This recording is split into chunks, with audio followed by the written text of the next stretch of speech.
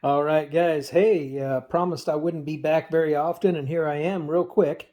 I actually just wanted to read to you the foreword of the second edition Advanced D&D Player's Handbook, because other videos on my channel covering Dragon Magazine and the move or the transition from first edition D&D into second edition D&D, AD&D. Some of that was talked about in the Dragon magazines, and so you can go back in my videos and find where I read some things from David Zeb Cook concerning the beginnings of second edition.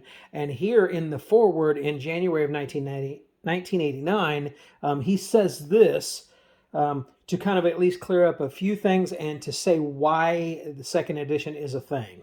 So I thought I'd read that for you real quick today to kind of get us excited and get us kicked off into our second edition coverage. He says, "It has been a long time getting here. I don't mean the months, perhaps even years, you may have waited for a revised, expanded, and improved second edition of the AD&D game. I mean the long time it has taken me to reach this point, the writing of the foreword.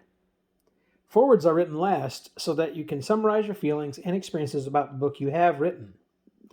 It's not accurate to say that this is a book that I alone have written. First off, there are a lot of other names listed in the credits. They, especially the editors, contributed time and talents that I don't have. Improving the organization and readability was one of the reasons we started this project in the first place.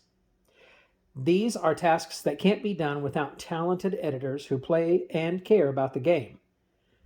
If you discover that it's easier to find rules during your gaming sessions and that everything seems to make more sense, thank the editors. Even with the editors, this is not our work alone. None of this would ever have come into being without interested and involved players. The people who really decided what needed to be done for the second edition are the players who mailed in questions, everyone who wrote an article for Dragon Magazine, and everyone who buttonholed me or other designers at conventions. These were the people who decided what needed to be done, what needed fixing, what was unclear, and what they just didn't like. I didn't sit in a vacuum and make these decisions. As a designer and developer, I had to make the final choice, but those choices were based on your input. And your input is the most valuable asset we have going. So how do I feel? Excited, exhausted, relieved, and nervous all at once. It's a great bag of emotions.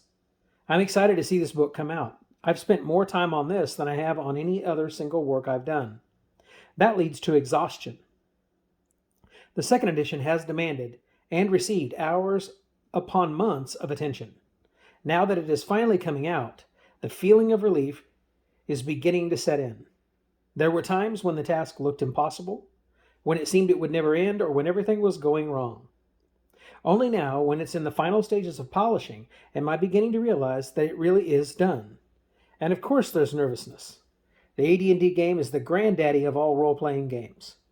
You've made it perfectly clear that you liked the first edition of the AD&D game, even with all its warts. I liked and still like it. So now with the arrival of second edition, of course, I'm nervous. None of this comes as any surprise.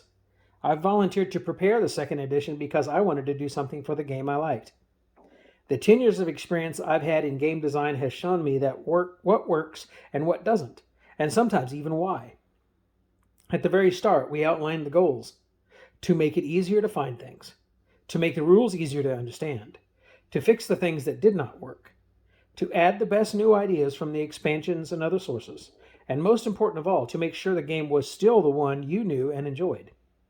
Of them all, the last was the hardest and the most demanding, conflicting as it did with my basic desire to design things. Fortunately, these things didn't rest on me alone. Lots of eager eyes, from those of fellow designers to those of enthusiastic playtesters, minutely examined this book and restrained me from overzealousness. It hasn't always been easy to walk the fine line between not enough and too much. In the past 2 years, I've talked to interested players many times, hearing their concerns and sharing my ideas. It was at the end of one of these talks, at a convention in Missoula, Montana, just as I described some rules change, that one of the listeners smiled and said, we've been doing that for years. And that is what the second edition is all about. Collecting and organizing all those things that we, as players, have been doing for years. I really love the different things that he said in there. I hope that that clears up at least some of the misconceptions as to why a second edition game. Um, that certainly will not please everyone. But I ran it, like I said, from 1989, the minute it hit the shelf, all the way up until 2002, before I stepped away from gaming for quite some time. And I never had a problem with it. So I hope you're enjoying these videos. I hope you like this one today as an extra one. Give me a thumbs up, like, share, and subscribe. All those things, I'd really, really appreciate it. I want to thank you guys so very much for tuning in and for being a part of this. It's really, really, really cool. And hope you guys take care. God bless, prosper, and good gaming. Later.